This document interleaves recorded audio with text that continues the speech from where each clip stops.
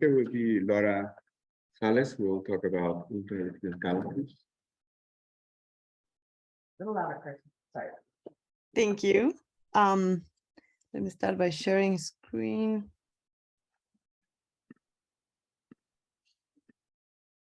Okay, great. So, hello everyone. I'm sorry I couldn't be there. I'm covering for our collaborator Elisa Tolova, and we wanted to present the results on our ultra-diffuse campaign in the Virgo cluster. So, ultra-diffuse galaxies are these dwarf galaxies, typically 10 to the 9 solar masses and fainter, but they have a very extended sizes, stellar sizes. So as a result, they look very low surface brightness, and you can see some of the pictures over here of the first discoveries which were announced by Peter van Dokkum in 2015 in Coma, and some of them followed up also in Virgo, over here by Lin Peng.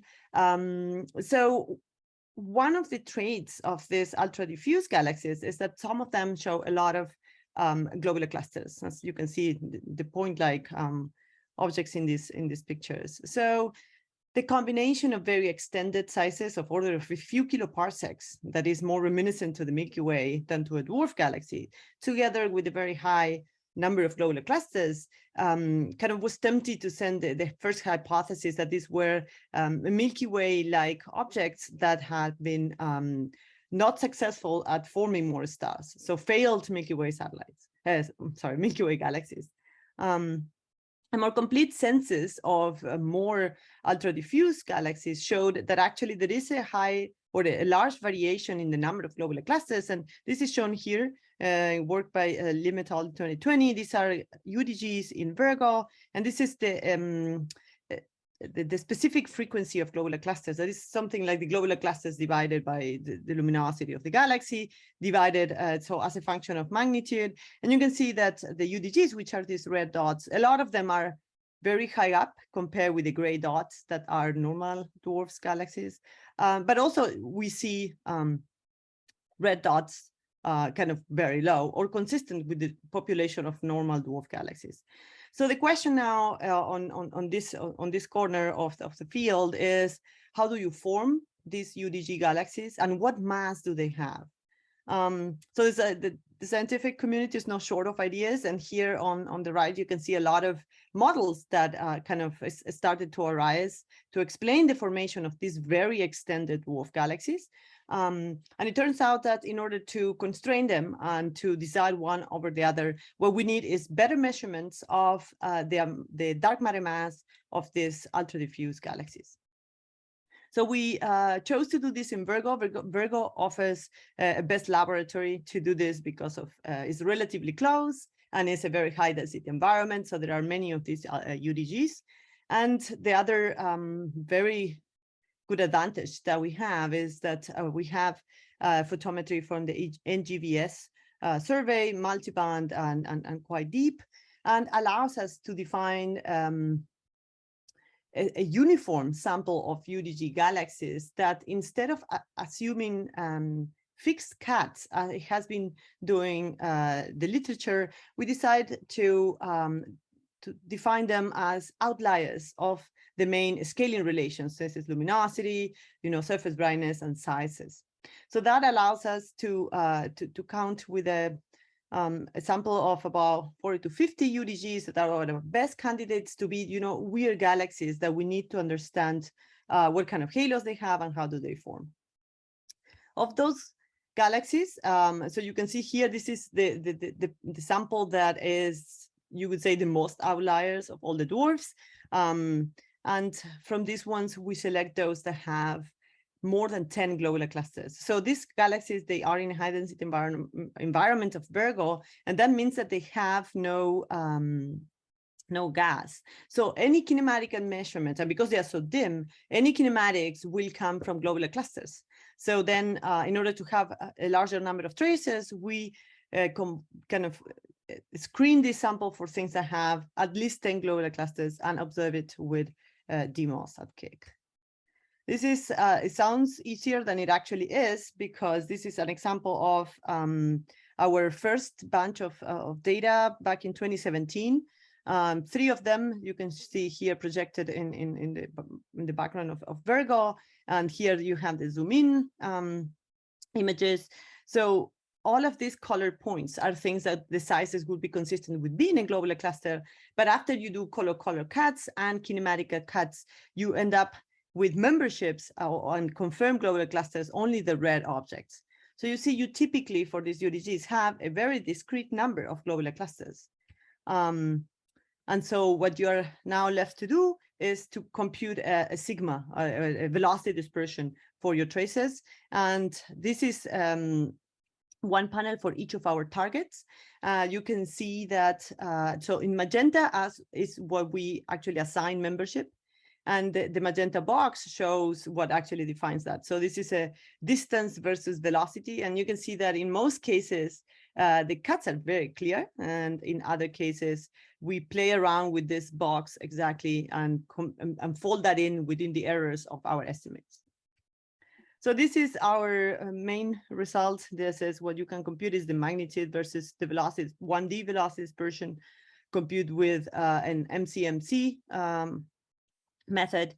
And so in red, we have our UDGs in Virgo, and in gray, the population of normal galaxies from different surveys. And so what is really exciting about our results is the very wide variation on sigma for a relatively narrow region in magnitude. We also find that a lot of our UDGs scatter upwards of the main relation, although we do have outliers that go very, very much down that are kind of reminiscent of this dark matter free UDGs like the iconic DF2 or DF4 that will be somewhere here, but it doesn't satisfy our criteria for defining a UDG.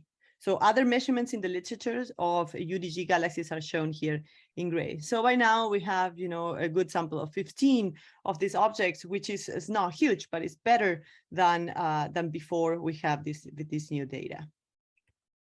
Now you can ask, okay, so how much dark matter do these galaxies have? So you can do now the stellar mass versus you take that sigma, you transform it into a dynamical mass, and that's only half because that measurement is at half the half mass radius. Apologies. So then you multiply that by 2, and so things that lie on this 1-to-1 line would mean objects that are basically baryonic dominated or stellar dominated. And you see, the massive ETGs are there, some of the dwarfs, and our UDGs. Although some of them are quite baryonic dominated, most of them are kind of very far away from this line, which means very dark matter dominated. And it is interesting because the level of dark matter domination that they have is similar to what you would find for the dwarf spheroidals in the Milky Way, which are here, but 2 orders of magnitudes more massive. So we do understand, or we think we understand, why these ones are so inefficient, a combination of feedback and ionization. There is no reason why things that are 2 orders of magnitudes more massive, they should be this dark matter dominated. So this is interesting. Of course, we didn't stop there. We wanted to compare with simulations. One of the holds up is in simulations, we don't really have the resolution to follow the formation of globular clusters. So what we did with my student Jess Doppel at UCR is to create a catalog of tagged globular clusters that are tagged at very high redshift. And then the simulation followed the dynamics of those particles. And then you can use them to make one-on-one comparison to the observations that we have in Virgo. So what you see over here are images from some of our simulated groups and clusters. And, in gray, you can see the stellar components, but then the points in blue and in red show our tagged globular clusters. So this catalog will be made public about next week. And it's very exciting because you really can do one-on-one comparisons to what we observe. And of course, the first test was, can you really reliably recover the dynamical mass of objects for which you have, a handful of traces, 5, 10 globular clusters? And so what you see, this is the Wolf formula. So just the sigma and the R1/2 would give you a dynamical mass. And what we find is, depending exactly how you define that velocity dispersion, you see that the true mass is a simulation, so you know exactly how much mass there is within a given radius, and this estimate using sigmas measured in different ways. You know, it works very well for massive objects, and it tends to increase the scatter for the low mass regime. That is exactly where we want to measure these things. And here you have it a bit more condensed information as a number of tracers. That is the problem with the dwarf galaxies, very discrete number of tracers. And what you find is, you know, each of the methods have their own biases, but we can quantify them and now correct the observational measurements. And that is what we did. And so what you see over here very quickly is a comparison of this kinematical data from Keck that is now shown here in magenta.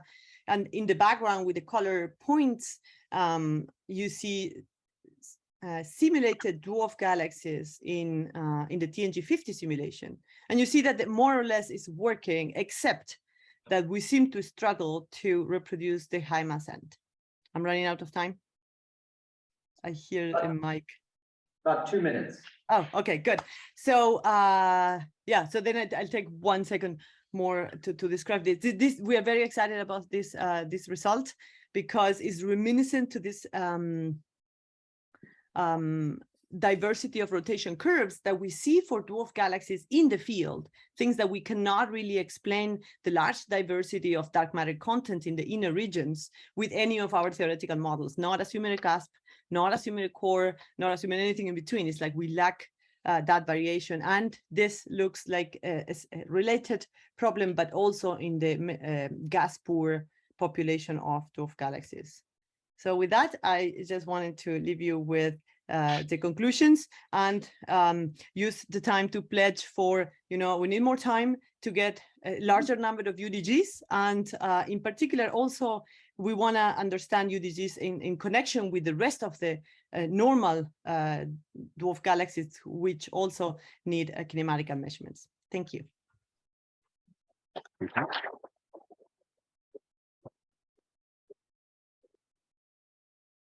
Are there any questions for Lara? Yeah. Laura, thanks for your nice talk. Are you able to say anything about the mass protocol in your data? In other words, do the UDGs have core dark matter mass protocol or cuspy dark matter protocol? Mm-hmm. Right. So I'm happy to comment on that. Let me see if I can maybe do this. It's better. You can repeat the question, please, in case. Oh, I'm so sorry. Okay, this is what I understood. It was a bit difficult, but I think this is what I understood. So the question was about the inner dark matter regions of the UDGs where they have a cusp or a core. We can't really tell. The only thing that we can do with this number of tracers is a given mass within a given radius. We don't have the resolution to trace this at different radii and decide. What I can tell you is, for example, TNG50, this simulation, the feedback prescription that it has does not form cores. So these are all cuspy halos. And it looks like not even cuspy halos have enough mass within these radii to explain these very high measurements. So it looks like cores would be difficult to arrange for these very high sigma determinations. Of course, objects that are like this DF2 or DF4 that are these baryon dominated UDGs, for those cores would be preferred. So this is exactly what is exciting about this topic is why some of them seem to require cuspy and very massive halos, whereas some others need like no dark matter at all. Go ahead. I have a two-part question. First, you're estimating masses from kinematics, so how do you treat the projection effect in separator graph? And have you assumed an SLB profile for your dark matter halos, or is it for model independent calculation? Yeah, good, thank you. Right, so the question is, we estimate masses from projected data. So how do we take that into account? And whether our estimator sort of assumes an NFW profile or is parameter free. So let me go here. This formula over here, that this is the formula by Gulf et al. It comes from, genes analysis. It ends up being very simple. A multiplicative factor times the velocity dispersion times the art. So this estimator has been proven to be quite robust to some of the uncertainties. So in terms of projection effects, this formula takes into account the projection effects because it is the sigma line of sight. So this has been kind of calibrated, if you want. And the assumptions on the profile come on this 3 times G-1. So if you change that, then you would be making a different assumption on the dark matter profile. What we did was to test different assumptions, and it doesn't change the results by a lot. So we just kept it simple as this once was, but there have been other, Matt Walker has its own estimator and stuff. So we did play with all of them. And at the level of the uncertainties, when you're down to have 5 traces, really those things are not dominating your error, but it's most the sigma. Thank you. Unfortunately, we don't have any more time for more questions. So, Okay. thank you. Okay, thank you.